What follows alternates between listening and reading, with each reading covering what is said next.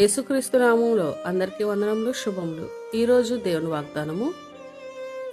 గాఢాంధకారపు లోయలో నేను సంచరించినను ఏ అపాయమునకు భయపడను. కీర్తన గ్రంథము 23వ అధ్యాయం 4వ వచనము. గాఢాంధకారపు లోయలో సంచరించే పరిస్థితులు ఎదురైనప్పటికీ భయపడను అని దావీదు భక్తుడు సెలవిస్తున్నాడు. ఎందుకంటే ఆయన కాపరిగా గల యేసయ్యను కలిగి ఉన్నందున అతడు ధైర్యంగా చెప్పగలుగుతున్నాడు.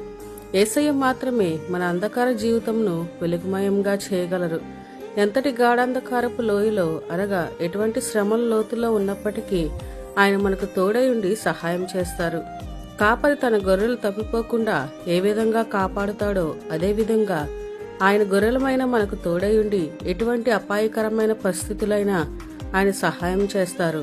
కాబట్టి భయపడక ఆయన మీద ఆధారపడదాం. దేవుడి వాక్యం దీవించునుగాక. ఆమేన్.